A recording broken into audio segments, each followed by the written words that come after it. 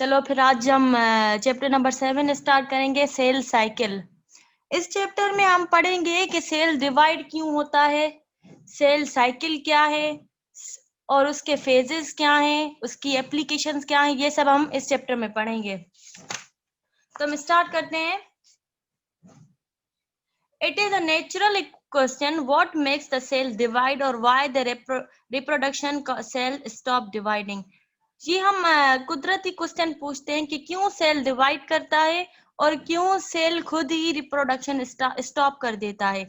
If we take a unicellular, हम क्या है मल्टी सेल्युलर, ये यूनिसेल्युलर का एग्जांपल ले रहे हैं। If we take a unicellular organism, for example amoeba, it is seen that it feeds, grow and attains a certain size। हम ये देखते हैं कि अमोबा खाता भी है, ग्रो भी करता है, अपनी एक लिमिट साइज तक पहुंच जाता है। आफ्टरवर्ड्स डिवाइड, उसके बाद क्या करता है, वो डिवाइड हो जाता है। On the other hand, if amoeba is starved, it shrinks and stop dividing. और दूसरे हाथ पे अगर हम देखेंगे कि जैसे ही amoeba near to death, starved का मतलब क्या है, नियर टू डेथ होगा तो वो अपनी रिप्रोडक्शन स्टॉप कर देगा और सुकड़ना शुरू हो जाएगा। Therefore, it appears as if the cell division is a way to keep a constant ratio between the amount of cytoplasm and nucleus।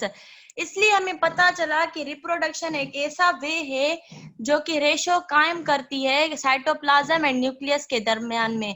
अगर सेल डिवाइड नहीं होगा तो वो शायद बढ़ भी सकते हैं, इसलिए रिप्रोडक्शन नेसेसरी है। Number 1 point, it means that the division of cell is regulated by amount of nucleoplasm। Nucleus के जो बाहर फ्लूइड होता है न्यूक्लियोप्लाज्म, इसका मतलब दूसरी पॉइंट क्या है, डिवीजन इसलिए नेसेसरी है ताकि जो न्यूक्लियोप्लाज्म है वो भी रेगुलेट कर सके, मेंटेन कर सके। This can be explain by the fact that nucleus governs the activities of a cell and can efficiently control only over a certain amount of cytoplasm. इससे हमें पता चला कि न्यूक्लियस जो है वो तकरीबन एक्टिविटीज को कंट्रोल करता है और साइटोप्लाज्म को भी मेंटेन करता है। Hence, the growth and development of every living organism depend on the growth and multiplication of its cell। इसलिए हमें पता चला कि ग्रोथ एंड डेवलपमेंट जो भी सेल की होती है वो डिपेंड उस पे करती है कि वो कैसे ग्रो कर रहा है और कैसे मल्टीप्लाई कर रहा है। इन दो चीजों पे किसी भी लिविंग ऑर्गेनिज्म की, चाहे वो यूनिसेल्युलर हो या मल्टी सेल्युलर हो, उसकी जो फैक्टर्स हैं वो डिपेंड करते हैं। कौन कौन से? एक उसकी ग्रोथ एंड दूसरी उसकी multiplication. This can be depend on how multiple. In unicellular organism, cell division is the means of reproduction, and by this process, two or more new individuals arise from the mother cell। हम unicellular में क्या होता है, reproduction means divide करना। अगर reproduction start हुई तो mother cell में से 2 या 3 दूसरे सेल बनेंगे। इस प्रोसेस को हम कहते हैं मल्टीप्लीकेशन। इन मल्टीसेलुलर ऑर्गेनिज्म कौन से ऑर्गेनिज्म, जिसके पास एक से ज्यादा सेल होते हैं। New individuals developed from a single cell, the zygote. Multicellular में क्या होते हैं कि न्यू सेल्स डेवलप हो जाते हैं, जैसे कि जाइगोट में से इंसान बन जाता है, बच्चे पैदा होते हैं। that determines the development and growth of individual। ये इसी सेल की मल्टीप्लिकेशन है जिससे हमें पता चलता है जो भी हमारे पास मतलब बच्चे पैदा होते हैं, इंसान पैदा होते हैं, वो इसी बेसिस पे होते हैं। उनकी डेवलपमेंट जो होती है, ग्रोथ जो होती है, वो इसी बेसिस पे होती है। इन जनरल अगर हम देखें, every cell has essential 2 periods in life cycle. Generally हम क्या बात करेंगे, जिसकी भी लाइफ हम उठाएंगे उसके पास 2 ऐसे पीरियड होंगे उसकी लाइफ में। एक होगा interphase, non divisible phase, and एक होगा डिवीजन, जिसमें 2 डॉटर सेल प्रोड्यूस होंगे। एक कौन सा फेज हम अगर ब्रॉड बनाए तो ऐसा होगा, एक वो फेज जिसमें वो डिवाइड कर रहा है, एक दूसरा फेज जिसमें वो डिवाइड नहीं कर रहा, जिसको हम कहते हैं interphase. Many cell undergo a continuous alternation between division and non division. बहुत सारे सेल ऐसे होते हैं जिनमें अल्टरेशन होती है division and non division phase में। किसी में डिवीजन फेज बहुत ज्यादा होता है, किसी में नॉन डिवीजन फेज बहुत ज्यादा होता है। The events occurring from completion of one division until the beginning of an other division is known as cell cycle। एक डिवीजन जैसे ही कंप्लीट होती है, फॉर सपोज यहाँ पे एक सेल डिवीजन शुरू हुई, सेल डिवीजन, इसके जो फेजेस यहाँ पे खत्म हो गए, यहाँ से लेके जहां तक दूसरी सेल डिवीजन शुरू नहीं होगी, इस बीच में जो कोई भी होता है फेजेस या इवेंट, उसको हम कहते हैं cell cycle. At the end of one division to the start of second division is known as cell cycle. This cycle is repeated at each cell generation, but the length of the cycle varies considerably in different types of cell. ये cycle हर cell में repeat होती है, लेकिन इसकी जो length है वो very करती है, क्योंकि किसी में डिविजिबल फेज ज्यादा होता है, किसी में नॉन डिविजिबल फेज ज्यादा होता है. इसलिए इस साइज की कोई भी ड्यूरेशन नहीं है कि इतनी इसकी टाइम है, इतना इसका टाइम होना चाहिए, ऐसा कुछ भी नहीं है. ये cell to cell, organism to organism very करता है. डिवीजन में टेक्स प्लेस बाय माइटोसिस और मियोसिस. डिवीजन में भी माइटोसिस से हो सकती है या मियोसिस से. The cell cycle can be considered as the complex series of phenomena by which cellular material is divided between daughter cell. इसलिए हम कहते हैं कि जो सेल साइकिल है हमारे पास वो एक कॉम्प्लेक्स मेथड है, क्योंकि उसमें बहुत सारे इवेंट्स आते हैं, इसलिए कॉम्प्लेक्स हमारे पास सीरीज है जिसमें जो सेल्यूलर मटेरियल है वो टू डॉटर सेल में डिवाइड हो जाएगा. अब हम आते हैं interphase and cell division. Interphase कौन सा था? The non divisible phase of cell and cell division. The non dividing initial phase of cell cycle as the interval between two divisions called interphase. कोई भी नॉन डिवाइडिंग फेज हो या किसी भी division के बीच में कोई इंटरफेज आ जाए, मींस सेल अगर डिवाइड नहीं कर रहा तो भी इंटरफेज है, अगर एक डिवीजन के पास एक डिवीजन के बाद उसे दूसरी डिवीजन करिए, बीच में थोड़ा रेस्ट कर रहा है, उस फेज को भी हम कहेंगे interphase. During interphase, cell simultaneously carry out its work, grow and prepare itself for next division and duplicates its DNA. During interphase वो क्या करेगा?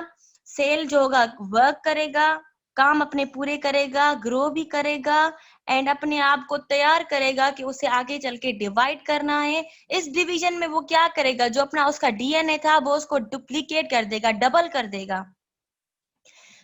The nucleus is very visible as a distinct membrane-bound organelle, and one or more nuclei is usually prominent. उसमें क्या होते हैं? न्यूक्लिया क्या है? पिल्यूलर form में न्यूक्लियोलस का. उसमें क्या होता है? जैसे ये फेज स्टार्ट होता है, उसमें जो हमारा न्यूक्लियस होता है वो क्लियरली विजिबल होता है, और वो न्यूक्लियस क्या होता है? मेम्ब्रेन बाउंड ऑर्गेनील है, prominent, but chromosomes are not visible in the nucleus. अगर आपको याद हो चैप्टर 6 में हमने पढ़ा था कि क्रोमोसोम तब तक विजिबल नहीं होंगे जब तक सेल डिवाइड नहीं करेगा. अभी क्या है? वो इंटरफेस में, इसलिए क्रोमोसोम विजिबल नहीं होंगे. The interphase chromosomes are so thin, क्योंकि वो बहुत पतले होते हैं, टेंगल्ड होते हैं, and they can not be recognised as separate entities. वो इतने पतले होते हैं कि हम उनको रिकॉग्नाइज नहीं कर सकते कि आया वो सेपरेट एंटिटी है भी या नहीं है. They appear only as irregular granular looking mass of chromatin material. वो नॉन डिविजिबल फेज में ऐसे लगते हैं कि उनका कोई अपना शेप नहीं है, इरेग्युलर ग्रेन्यूल्स बने हुए हैं क्रोमेट के मटेरियल्स के. क्रोमेट क्या था हमारे पास? Arm like structure of chromosome, वैसे वो दिखते हैं. अब सब स्टेज क्या है इंटरफेस की? Interface is divided further into 3 सब स्टेज. G1 जिसमें गैप 1 कहते हैं, S कौन सा? Synthesis phase, and G2 gap 2 phase. G1 phase. G1 phase is the phase of interphase where no DNA synthesis occur. ये याद कर लें कि G phase 1 कौन सा फेज है? जिसमें डीएनए की सिंथेसिस नहीं होती. During this G1 phase, synthesis and organization of substrate, RNA and formation of enzyme required to DNA synthesis occur. उसमें क्या होता है कि आरएनए बनते हैं और वो एंजाइम बनते हैं जो कि डीएनए सिंथेसिस में हेल्पफुल हैं. G1 में क्या होता है? डीएनए नहीं बनता, लेकिन वो मटेरियल बनते हैं जो कि डीएनए सिंथेसिस करवाते हैं, वो मटेरियल G1 में बनते हैं. It is mostly variable in duration and takes about 25 to 50% of the interphase. G1 phase है, variable होता है, लेकिन इसकी जो रेंज है 25 to 50% है. कि इंटरफेस का ये आधा या चौथा हिस्सा ये G1 फेज ले लेता है. The G1 period is of great interest in the study of cell division and its control. At a point late in G1, a cell follows one of the two paths. Either it withdraws from the cycle and enters a resting phase, or G0 enters into synthesis phase to complete the cycle. अब G1 phase interesting है हमारे पास, क्योंकि वो decide करता है कि आया वो सेल डिवीजन में जाएगा या और रेस्टिंग करेगा. अगर वो और रेस्टिंग करेगा तो G0 फेज में चला जाएगा. अगर उसे सिंथेसिस करनी है, डीएनए बनाना है, तो वो सिंथेटिक फेज में चला जाएगा. Cell that enters G0 remain viable and metabolically active and but do not divide. जो सेल G0 फेज में चले जाते हैं वो मेटाबोलिकली एक्टिव होते हैं, वो अपने सारे मेटाबॉलिक फंक्शंस परफॉर्म करते हैं, लेकिन वो डिवाइड नहीं करेंगे. समझ आया कि वो सब कुछ करेंगे, अपने पूरे मेटाबॉलिक रिएक्शन परफॉर्म करेंगे, लेकिन वो डिवाइड नहीं करेंगे. S phase is designated as synthesis stage because during S phase DNA synthesis take place and DNA content of the nucleus get double. S phase हमारे पास synthetic phase है, उसमें क्या होता है, DNA synthesis occur होती है और DNA अपने आप को डबल कर लेता है. This phase is relative of constant duration in case of similar cells of species. इस फेज को हम कह सकते हैं कि इसका कांस्टेंट टाइम होता है, लेकिन सिमिलर सेल्स ऑफ स्पीशीज हो. ऐसे नहीं कि हम ह्यूमन को एक एनिमल से कंपेयर करें. मैं कह रही हूँ कि हमारे में टाइम होता है 35 to 40%, लेकिन अमोबा में भी यही टाइम हो यूनिसेल्युलर, लेकिन ऐसा नहीं है. सेल्स ऑफ सेम स्पीशीज हो उसमें ये कांस्टेंट हो सकता है, और ये कितना होता है, 35 to 40% of interface time. The ए सब stage is followed by G2 सब स्टेज. एस जैसे ही हमारे पास खत्म होगा G2 फेज स्टार्ट हो जाएगा. ये एक दूसरे को फॉलो करते हैं. During G1 substage, chromosomes are generally observed as single-strand structure, while in G2 substage they become double-strand, possessing two chromatids each. S1 में क्या हो रहे थे कि क्रोमोसोम इतने थिन थे कि हमें वो नजर नहीं आ रहे थे, लेकिन G2 में क्या हो जाएंगे कि वो डबल स्टैंड अपना बना लेगा. G2 फेज कब, उससे पहले सिंथेटिक फेज हो चुका है एंड डीएनए डबल हो चुका है. उसके बाद क्या होंगे, क्रोमोसोम अब डबल हो गए. By the end of G2, the volume of cell has roughly doubled. G2 phase के बाद क्या होगा कि जो वॉल्यूम था वो डबल हो चुका है सेल का. DNA has been replicated and mitosis initiated. जैसे ही G2 फेज, अब कंटेंट क्या होगे, G2 फेज खत्म होगा तो हमारे पास क्या क्या लास्ट में बनाते हैं. चलो हमारे पास उसके बाद माइटोसिस फेज इनिशिएट हो गया. The duration of the complete cell cycle can vary greatly, though usually lasting 10 to 30 hours in plants and 18 to 24 hours in animal cell. जो सेल साइकिल है कंप्लीट, वो ज्यादा घंटों तक लास्ट होती है. अगर हम ओवरव्यू लें कि 10 to 30 आवर्स प्लांट्स में होती है एंड 18 to 20 आवर्स ये एनिमल्स में अक्कर होती है. It may be as short as 20 minute as long as 20 at several days or even weeks. ये क्या करते हैं कि इतनी छोटी हो सकती है कि वो 20 मिनट्स तक भी हो सकती है, या इतनी छोटी होगी कि कुछ वीक्स तक भी, इतनी छोटी होगी कि कुछ मिनट तक हो, या इतनी बड़ी हो कि कुछ वीक्स तक चले. डेज भी नहीं, वीक्स तक चलती है. Of the various periods of cell cycle, the G1 period is most variable. In most eukaryote cells, it lasts as minimum 3 to 4 hours. पूरी सेल साइकिल में G1 फेज हमारे पास ऐसा फेज है जो कि मोस्ट वेरिएबल फेज है, और ये 3 to 4 आवर्स तक चलती है. Depending on the physiological conditions of the cell, it may last month or years. और फिजियोलॉजिकल कैरेक्टरिस्टिक क्या है, जो उनके फंक्शनल कैरेक्टरिस्टिक है, हम उसको कहते हैं physiological characters of the cell. उस पर डिपेंड करती है. अगर किसी सेल के फिजियोलॉजिकल कैरेक्टर सेम नहीं है तो उसमें क्या होगा, जो G1 फेज है कई महीनों तक या कई सालों तक भी चलता है. The S and G2 periods, on the contrary, are relatively constant. In most cell, DNA synthesis takes place in 7 to 8 hours and G2 lasts for 2 to 5 hours. वैसे हर सेल में क्या होता है, जो डीएनए सिंथेसिस होता है 7 to 8 आवर्स तक होती है, और 7 to 8 आवर्स में से जो G2 का टाइम होता है 2 to 5 आवर्स तक होता है. Whereas the periods of mitosis requires only 1 hour. Mitosis का बहुत कम टाइम होता है, उसमें क्या होता है 1 आवर चाहिए होता है बस. After completion of interphase cell division, mitosis is a dynamic period of vigorous and continual activity. For the sake of study, it is also further divided into 4 phases with specific events. These stages in order of occurrence are prophase, metaphase, anaphase and telophase. Mitosis हमारे पास क्या है, dynamic period होता है, और हम अपनी study के purpose के लिए उसको 4 फेज में डिवाइड करते हैं, prophase, metaphase, anaphase and telophase. अब हमने इंटरफेज पढ़ा. अब इंटरफेज को हमने 3 में डिवाइड कर दिया था, उसको भी G1 फेज में, G2 और एस फेज में. ठीक है. इसमें क्या हो रहा था कि सेल डिवीजन अकर नहीं हो रही थी, नो सेल डिवीजन. इसमें क्या थे, क्रोमोसोम बहुत थिन थे कि वो विजिबल ही नहीं हो रहे थे, लेकिन न्यूक्लियस विजिबल हो रहा था, और इसका जो टाइम है वो कांस्टेंट नहीं था. ये 3 पॉइंट आप याद कर लें. अब एस फेज पे आते हैं. एस फेज में क्या था कि वो डीएनए सिंथेसाइज हो रहा था, और इसमें और क्या था कि डीएनए सिंथेसिस के लिए जो रिक्वायरमेंट थी वो ये कंप्लीट कर रहा था, ये तैयार कर रहा था, एंजाइम्स हो गए, ये सब वो रेडी कर रहा था. डीएनए इसमें सिंथेसिस होगी, और इसमें जो है क्रोमोसोम्स जो होंगे, सेल मास भी बढ़ने लगे क्योंकि डीएनए डबल हो गया. और अगर हम फाइनल रिजल्ट G2 में देखें तो हमारे पास सेल की साइज इंक्रीज हो जाएगी, क्रोमोसोम्स जो थे डबल स्टैंड हो गए, और सेल का जो वॉल्यूम था वो भी इंक्रीज हो गया. ठीक है. ये हमारे पास एक चार्ट है इंटरफेस का पूरा. बस आप मेन पॉइंट्स याद कर लें, जरूरी नहीं है कि वर्ड बाय वर्ड याद करना है. ठीक है. अब हम आते हैं कि माइटोसिस क्या है. The next phase of cell division is mitotic phase, M phase, in which a mature cell is splits into 2 daughter cells. The division of a cell is achieved by 2 integral activities such as division of nucleus, karyokinesis, and the division of cytoplasm, cytokinesis. Usually the karyokinesis is followed by cytokinesis. हमने पढ़ा था कि जो nucleus का volume है, cytoplasm का volume है, last में कैलकुलेशन रिपीट कर दूंगी जब सारी करूंगी तब. ठीक है. शहनाज सही है.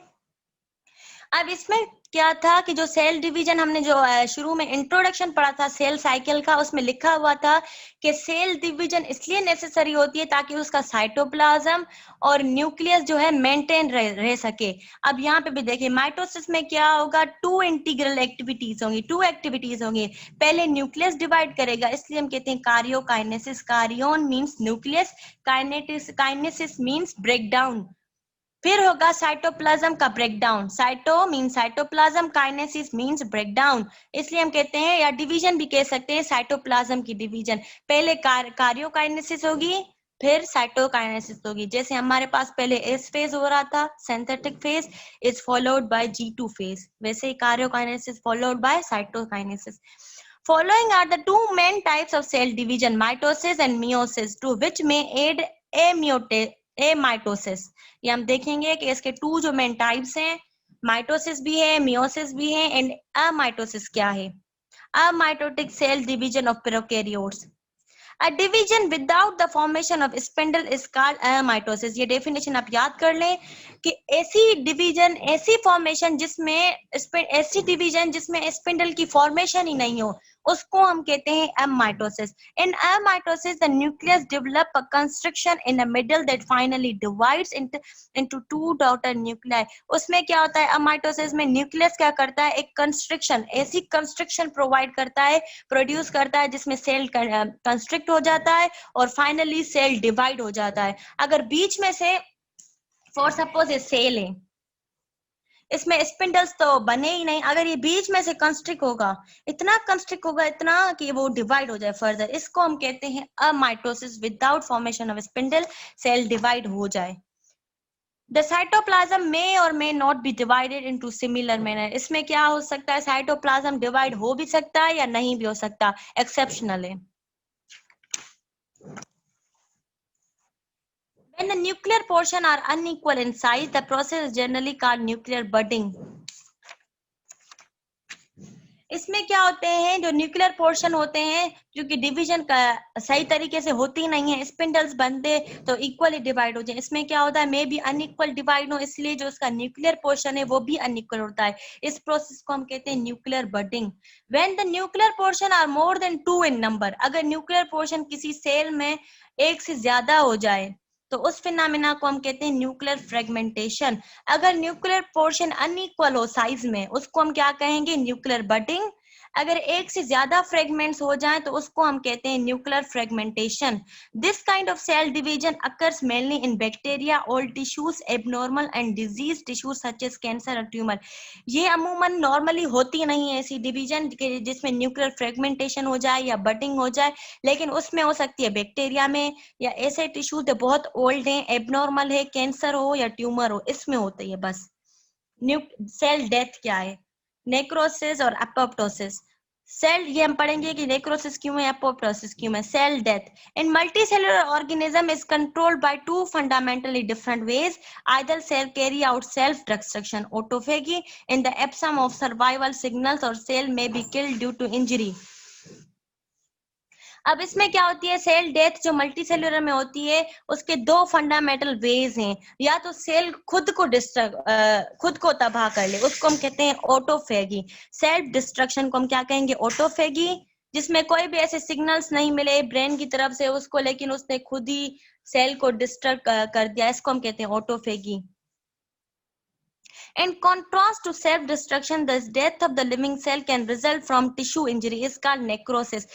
लेकिन सेल ने सेल्फ डिस्ट्रक्शन नहीं की, लेकिन खुद ही सेल जो है मर गए। कोई आपको चोट लग गई, टिश्यू इंजरी हो गई, उसकी वजह से जो सेल की डेथ होती है उसको हम कहते हैं नेक्रोसिस। मीन्स सडन डेथ हो गई टिश्यू इंजरी की वजह से, उसको हम क्या कहेंगे, necrosis. During which cell swells and burst releasing the intracellular toxin which can damage neighbouring cells and cause inflammation. Necrosis में क्या होगा, पहले सेल स्वेल हो जाएगा, फूल जाएगा, मीन्स टॉक्सिन जमा करेगा तो वो फूल जाएगा, तो वो इतना फूल जाएगा कि वो बर्स्ट हो जाएगा। अगर वो बर्स्ट हो जाएगा तो वो दूसरे सेल को भी हार्मफुल पहुंचा सकता है, इन्फ्लेमेशन काज कर सकता है, इसको हम कहते हैं नेक्रोसिस। एपोप्टोसिस क्या है, मीनिंग ड्रॉपिंग और फॉलिंग ऑफ, या तो ड्रॉप हो जाए या फॉल हो जाए। Is a type of orderly और प्रोग्राम सेल डेथ। वो क्या थी, यहाँ पे नहीं लिखा हुआ कि सडन डेथ हो जाए, लेकिन एपोप्टोसिस क्या है कि एक डेथ थी लेकिन प्रोग्राम डेथ थी, पूरा प्रोग्राम बना हुआ था, इसको हम कहते हैं apoptosis. In which cell respond to certain signals by initiating a normal response that leads to cell death of the cell. इसमें क्या होता है कि जो पूरे सिग्नल सेल को मिल रहे होते हैं, सेल क्या करता है, उस पे काम करता है, अमल करता है, और सेल डेथ हो जाती है। For example, during embryonic development, the growth of cell in spaces between fingers that are no longer needed undergo apoptosis। ये हमारे पास नॉर्मल प्रोसेस है। आपने देखा होगा कि किसी में वेब लाइक स्ट्रक्चर्स होते हैं, कोई आपने देखे हैं फिंगर्स, एम्ब्रियोनिक में तो बहुत ऐसे स्ट्रक्चर हैं जो कि एपोप्टोसिस काज करवाते हैं। आपने देखे होंगे कि किसी किसी के फिंगर्स में भी ऐसे हो। ये हमारे पास फिंगर्स हो गई, ठीक है, खैर है ड्राइंग अब जैसी भी हो। अब उसमें क्या होता है कि बीच में एक लेयर बनी होती है मेम्ब्रेन की, ऐसे ऐसे होती हैं, ये मिली होती हैं, यहाँ पे लेयर्स होती हैं।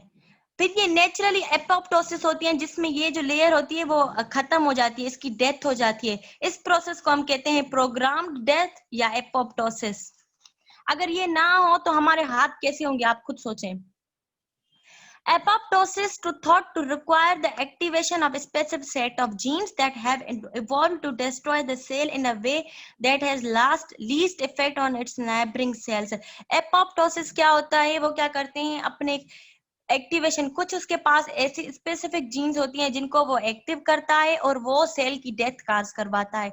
Death by apoptosis is characterised by overall compaction of the cell and its nucleus, by the orderly dissection of chromatin, by special DNA splitting endonuclease endonuclease enzyme है, the rapid engulfment and dying cell by phagocytosis.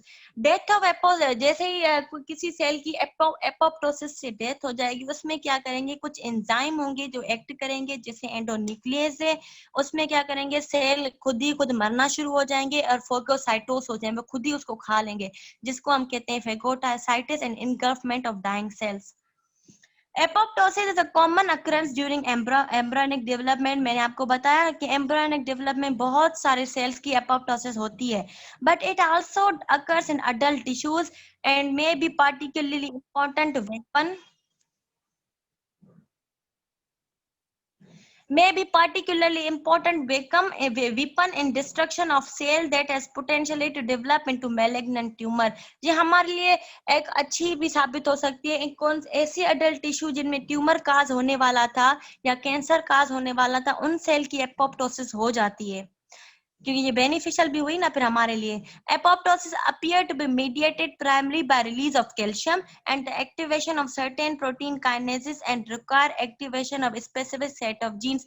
अब apoptosis जब करवाएंगे हम cell की या होती है, उसमें कुछ की नीड होती है, कुछ एंजाइम हमने पढ़े एंटीन्यूक्लियस है जैसे, अब उसमें कुछ आयंस की भी नीड होती है, जैसे कैल्शियम आयन।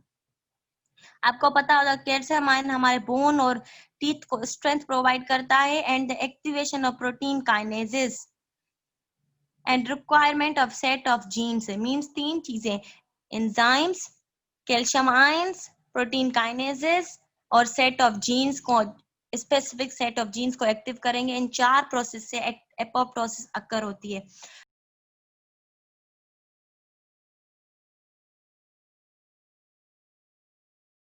जो आया जो नहीं आया।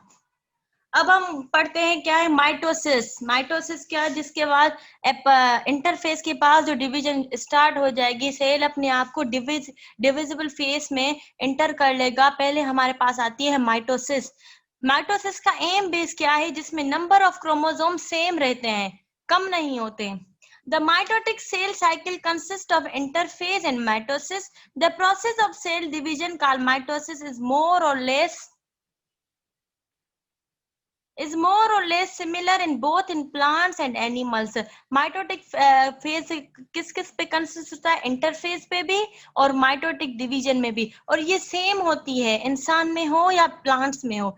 It takes place during embryonic development and growth.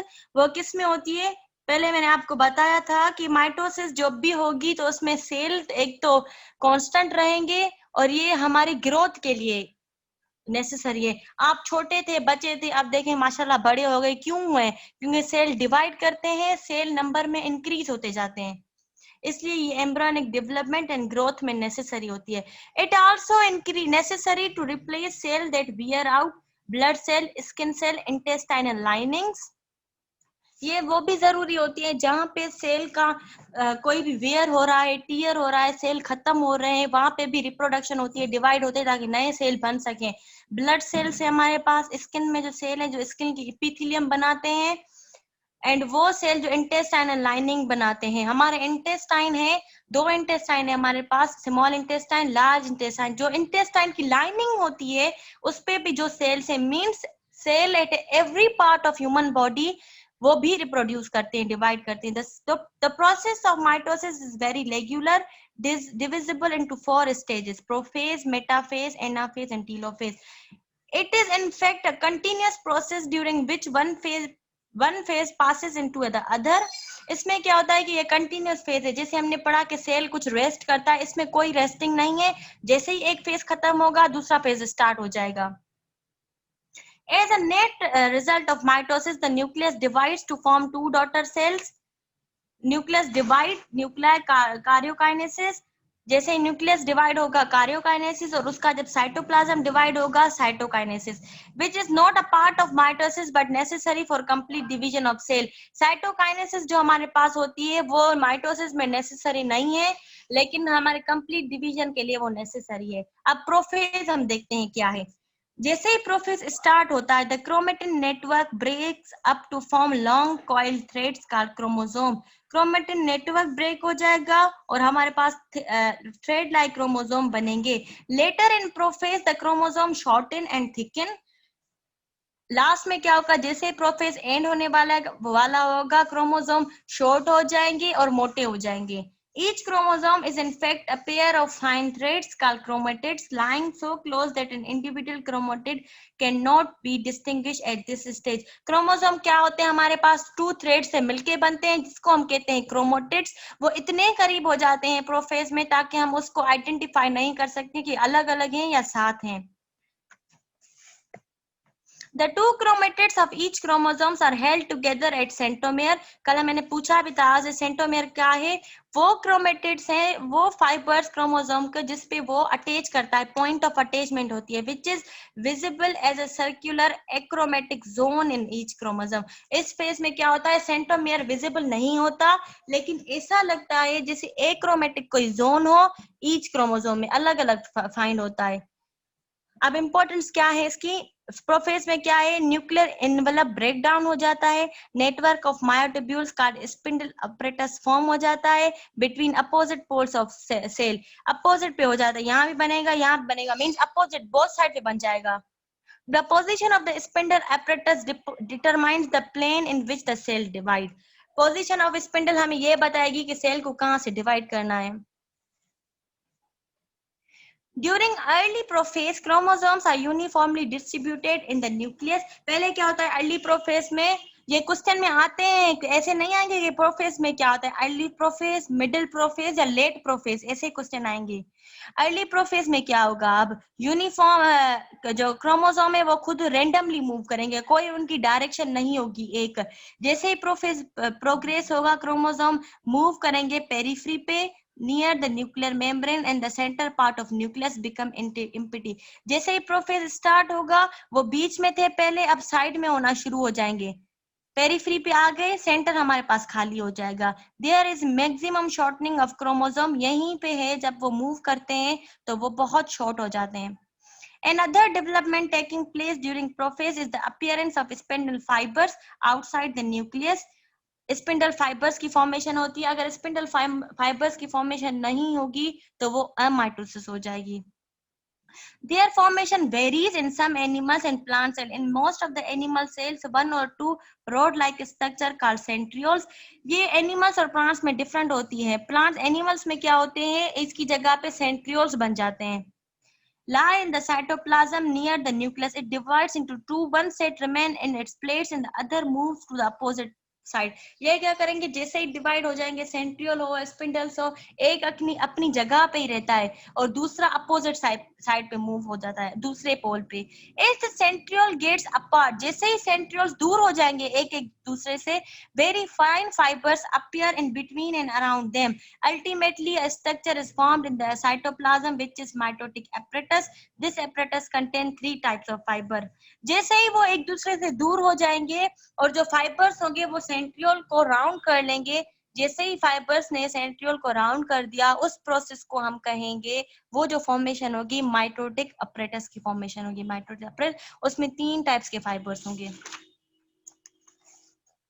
Continuous spindle fibres running from pole to pole, एक कंटिन्यूअस फाइबर्स होंगे, हाफ और डिसकंटिन्यूअस फाइबर्स होंगे running from pole to equator. जहाँ पे पोल था सेल का हम डायग्राम बनाते हैं फिर समझाऊंगी. Astral fibres, 3 types of fibres, continuous fibres, discontinuous fibres and astral fibres. 3 types of fibres होते हैं कहाँ पे, माइटोटिक अपरेटस में. और ये माइटोटिक अपरेटस कहाँ मिलेगा हमारे पास, प्रोफेज में. ठीक है, अर्ली प्रोफेज में. Higher in plants and some insects lack the centriole. क्या होता है कि plants या some insects में centrioles नहीं होते, इसलिए spindle appears with its fibers covering pole to regions comparable to the area occupied by centriole in the animal cells. क्या करेंगे, अगर जिसमें सेंट्रियोल्स नहीं होते वो वहां पे क्या करेंगे, स्पिंडल फाइबर्स उनकी जगह ले लेते हैं. एंड ड्यूरिंग लेट प्रोफेज, याद करिएगा लेट प्रोफेज में क्या होता है, न्यूक्लियोलस, जिसको हम सिंगुलर क्या है nucleoli, and nuclear membrane disappears. शुरू में नहीं होती लेकिन लास्ट में न्यूक्लियर मेम्ब्रेन डिसअपियर हो जाएगी. मेटाफेज अब हमारे पास क्या है, The chromosome arrange themselves at the equatorial plane of the spindle. Each chromosome is attached to the spindle fiber by kinetochore, part of centromere. Kinetochore क्या है? Protein present in the centromere. ये क्या करेंगे? Chromosome वैसे poles पे चले गए थे, अब अपने आप को इक्वेटर मिडिल पे सेट कर लेंगे. Up to this time the chromatids remain together. यहाँ तक अभी तक जो क्रोमेटिड्स जुड़े थे वो अभी तक जुड़े ही हैं. At the end of metaphase, the centromeres divide. Late मतलब metaphase. Metaphase late में क्या होगा? Centromere divide हो जाएंगे. Thus freeing the sister chromatids so that in the next phase they can be drawn to opposite poles of spindle by the microtubules attached to their kinetochore. अब ये क्या करेंगे? Late metaphase में क्या हो जाएगा कि centromere जहाँ पे chromosome attached थे वहां से वो divide होना शुरू हो जाएंगे और opposite poles पे हो जाएंगे. एनाफेज क्या है? The contraction of spindle fibres take place at this stage. Spindle fibres जो कि सेंट्रियोल्स को सराउंड हो रहे थे और माइटोटिक अपरेटस बना रहे थे लेट प्रोफेज में, अब वो क्या करेंगे? वो अपने आप को कॉन्ट्रैक्ट कर देंगे, इतना खुद को एक दूसरे के साथ बाइंड कर लेंगे कि हमें जो क्रोमेटिड्स थे, जो के पेयर्स थे क्रोमोसोम्स के, वो अलग अलग शुरू हो जाएंगे होना. The contraction of discontinuous or half spindle fibers continues. वो तब तक continuous होती है until two set of chromatids reach the opposite pole. होंगे कि discontinuous जो fibers थे, 3 type of fibers थे, उसमें से एक discontinuous भी था, वो अपने आप को chromatids उसके साथ साथ अलग अलग होना शुरू हो जाएंगे और opposite हो जाएंगे. अब एनाफेज स्टेज ऑफ माइक्रो होती है, वो स्टेज होती है जिसमें फिजिकल सेपरेशन होती है, मींस केमिकल नहीं, उसकी पोजीशन उनकी अलग अलग हो जाते हैं, फिजिकल सेपरेट. पहले वो साथ थे, अब सिस्टर क्रोमेटिड्स अलग हो जाएंगे और वो उनके अलग अलग अपोजिट पोल्स पे चले जाते हैं. The poles of the cell are pushed apart by microtubular sliding and the sister chromatids are drawn to opposite poles by shortening and microtubules attached to them. क्या होता है कि जब भी पहले उन्होंने क्या किया था, एक इक्वेटर पे वो हो गए थे, अब क्या करेंगे कि वहां पे इतनी कॉन्ट्रैक्शन होगी, डिसकंटिन्यूअस फाइबर्स भी मूव करेंगे और स्लाइडिंग होती है फाइबर्स की, जिसको हम कहते हैं माइक्रोट्यूबुल स्लाइडिंग. अब वो अलग अलग होना शुरू हो जाएंगे. टीलोफेज क्या है? When the two set of chromatids reach at the opposite poles, the fibres of spindle start disappearing, nuclear membrane and nucleolus start reappearing and two daughter nuclei हमारे पास फॉर्म हो जाते हैं. This process known as karyokinesis, means उनके nucleus अलग अलग हो जाएंगे. Telophase is a stage of mitosis during which the mitotic appears assembled during prophase. Mitotic apparatus याद कर ले, प्रोफेज में बनता है और उसमें 3 टाइप ऑफ फाइबर्स होते हैं. डिसेबल्ड हो जाएगा, द न्यूक्लियर एनवलप जो हमारे पास शुरू में टूट रहा था वो बनना शुरू हो जाएगा. And the normal use of genes present in chromosome is reinitiated, और क्रोमोसोम अपना फंक्शन करना शुरू कर देगा. अब यहाँ से फिर से समझते हैं कि ये कहना क्या चाहता है. शायद कुछ बातें ऐसी हो कि समझ ना आई हो रीडिंग से. अब क्या करते हैं, माइटोसिस के 4 फेजेस में हमने इजीली अपने आप के लिए डिवाइड कर दिया. Prophase, metaphase, anaphase and telophase. Prophase में क्या था? प्रोफेज में क्या हो रहा था कि क्रोमोसोम इतने थिन थे कि हमें वो नजर नहीं आ रहे थे. वो क्या करेंगे, पहले अर्ली प्रोफेज में जो होगा, लेट प्रोफेज में सॉरी, न्यूक्लियर एनवेलप ये सब डिवाइड हो जाएगा, गायब हो जाएंगे, माइक्रोट्यूब्यूल्स फॉर्म होगा, स्पिंडल अपरेटस होगा एंड हमारे पास वन मोर पॉइंट था, माइटोटिक अपरेटस बनेगा. ये 4-5 पॉइंट आप याद कर लें, ठीक है. अब यहाँ पे क्या होगा, मेटाफेज में हम आते हैं. देखिए अर्ली माइटोटिक स्पिंडल बन रही हैं, ये खुद को अपने एक दूसरे से अलग कर लेंगे, पोल्स पे चले जाएंगे. स्पिंडल फाइबर्स की अरेंजमेंट होती है. ये अगर सेंट्रियोल्स को, अगर ये जो सेंट्रियोल्स हैं उसको अगर रिकवर करेंगे तो ये क्या बनाएंगे, माइटोटिक अपरेटस, जिसपे कौन से 3 फाइबर्स थे, continuous fibres, discontinuous fibres and astral fibres. और ये अभी तक देखिए सेंट्रोमियर्स हैं और ये अभी तक थिन है. थिन भी होते हैं क्रोमोसोम प्रोफेज में और बड़े भी होते हैं, ठीक है. यहाँ पे देखें प्लाज्मा मेम्ब्रेन भी है, न्यूक्लियर एनवेलप भी है, यहाँ तक कुछ भी नहीं टूटा है. अब हम नेक्स्ट पे आते हैं. अब ये क्या करते हैं, ये अपनी मूवमेंट जारी करते हैं. ये क्या करते हैं, अपोजिट पोल्स पे चले जाएंगे. यहाँ तक ये मैंने कहा था कि एक जो होगा अपनी जगह पे रहेगा, दूसरा मूव करेगा, ये मूव करेगा, यहाँ तक आ गया, स्पिंडल फाइबर सराउंड हो जाएंगे और ये मेटाफेज है, ये अर्ली मेटाफेज है, यहाँ तक प्रोफेज वो चली गई, ये जो न्यूक्लियर मेम्ब्रेन है वो भी डिवाइड हो गई, क्रोमोसोम न्यूक्लियस से बाहर आ गए, ये हो गया अर्ली मेटाफेज हो गया। आपने पास्ट पेपर में देखे होंगे क्वेश्चन जैसे भी आएंगे, early metaphase, late metaphase, early anaphase, ऐसे आएंगे, तो आप ये याद कर लें, थोड़े फिगर्स को समझ लेते हैं। यहाँ पे देखिए न्यूक्लियर मेम्ब्रेन भी नहीं है, इसलिए क्रोमोसोम बाहर हो गए और क्रोमोसोम देखिए शॉर्ट हो गए।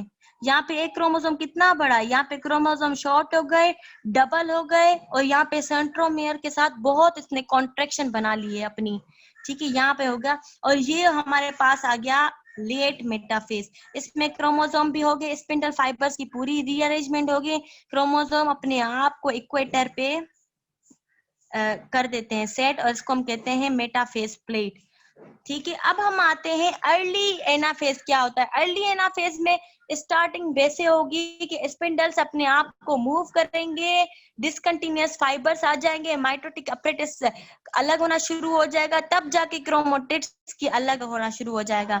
यहाँ पे देखें कि क्रोमेटिड्स जो आर्म्स है क्रोमोसोम्स की वो अपने आप से अलग हो रही है, यहाँ पे डबल है, फेज। लेट एनाफेज क्या है, इसमें नहीं है। लेट एनाफेज अगर हम ड्रॉ करें तो कैसा होगा, ये सेल है, ये स्पिंडल फाइबर्स हैं, लेट एनाफेज यहां तक आ जाएंगे। अगर मिडिल का कोई पूछे मिडिल का क्या होगा, मिडिल में यहाँ है, कोई कोई अभी तक इक्वेटर पे, कोई यहाँ तक पहुंच गया है, कोई यहाँ तक पहुंच गया है, कोई यहाँ तक, मीन्स अपोजिट पोल्स पे अभी गए नहीं है, अभी परमानेंट सेपरेशन उनकी नहीं हुई है। अभी हमारे पास आ जाएगा टीलोफेज। टीलोफेज लास्ट स्टेज, उसमें क्या होगा, जो न्यूक्लियर एनवेलप हमारे पास टूटा था, सेल मेम्ब्रेन, न्यूक्लियर मेम्ब्रेन वो वापस आना शुरू हो रही है। देखिए न्यूक्लियर मेम्ब्रेन बन रही है, न्यूक्लियर मेम्ब्रेन, देखिए ये प्लाज्मा मेम्ब्रेन वापस आ गई, ये देखिए यहीं से आ रही है, ये लेट एनाफेज है, ठीक है। ये आ जाएगी, क्रोमोसोम अलग होना शुरू हो जाएगा, वैसे ही थिन हो जाएंगे, बड़े हो जाएंगे, और उस पे सेट ऑफ जीन्स आ जाएंगी जो कि अपना पूरा फंक्शन करेंगी, स्पिंडल फाइबर्स गायब हो जाएंगे, इस पूरे प्रोसेस को हम कहेंगे टीलोफेज। और लास्ट में हमारे पास ये दो, अगर इससे लास्ट स्टेज हम बनाए तो क्या होगा, पहले ऐसे थे, ऐसे थे, यहाँ पे जो क्रोमोसोम वगैरह जैसे ये पिक्चर बनी हुई है, अगर मैं इसे आगे ड्रा करूं तो ऐसे होगा, एक सेल अलग हो गया, ये अलग हो गया, ये इन दोनों की न्यूक्लियर मेम्ब्रेन है, और ये क्रोमोसोम वैसे ही थिन हो गए, और क्रोमेटिड्स एक दूसरे से अलग अलग हो गए। इस देखिए नंबर ऑफ का, यहाँ पे सिर्फ न्यूक्लियस डिवाइड हुआ है, कार्योकाइनेसिस हुई है, इसको हम कहते हैं, ना क्रोमोसोम हाफ हुए हैं, ना उसके नंबर रिड्यूस हो गए, जो थे वही हमारे पास मिल गए, लेकिन फर्क क्या पड़ा था, एक सेल था जो हमारे पास वो दो में डिवाइड हो गया। इस प्रोसेस को हम कहते हैं माइटोसिस, ठीक है। अब साइटोकाइनेसिस क्या है, कार्योकाइनेसिस तो हमने पढ़ ली थी, साइटोकाइनेसिस क्या है, जिसमें सेल डिवाइड हो। कार्योकाइनेसिस के बाद साइटोकाइनेसिस होगी। In animal cell a construction और depression appears in the cytoplasm में होती है from outside and goes on increasing towards inner side until it completes divide the cell cytoplasm. ये क्या करेंगे, जैसे ही सेल होगा कंस्ट्रक्ट करना शुरू हो जाएगा, जैसे न्यूक्लियस का, वैसे इसका साइटोप्लाज्म अब डिवाइड होने लगता है। तो जैसे हमने पहले पढ़ा कि कंस्ट्रक्शन होगी, याद है आपको, मैंने माइटोसिस में आपको बताया कि स्पिंडल फाइबर्स बनते नहीं है, लेकिन कंस्ट्रक्शन की वजह से वो सेल डिवाइड हो जाता है। साइटोप्लाज्म की भी डिवीजन में ऐसा ही होता है, कंस्ट्रक्शन होती है। In plant cytokinesis take place with the appearance of cell plate, जिसको हम कहते हैं इक्वेटोरियल प्लेट या मेटाफाइजियल प्लेट, मेटाफेज में बन रही थी, which moves side ways to divide the mother cell into daughter cell। वो साइड पे मूव करती है ताकि मदर सेल जो है डिवाइड कर सके। इन एनिमल्स, ये याद कर लें, एम्फी एंस्ट्रल क्या है, ये हमारे में आया था। In animals, the mitosis is amphiantral, where an ester is found. In animals, the mitosis is amphiantral. Amphiantral क्यों बोलते हैं, क्योंकि उसमें एक एस्टर फॉर्म्ड होता है। इस ester is formed at each pole of the spindle, but in plant cell the mitosis is n-estral where no ester is found. Animals में mitosis क्या होती है? amphiestral, क्योंकि उसमें जो ester found होता है, spindles होते हैं, मूव कर जाते हैं पोल पे, लेकिन प्लांट्स में n-estral होता है, उसमें कोई एस्टर फॉर्म नहीं होता. ठीक है.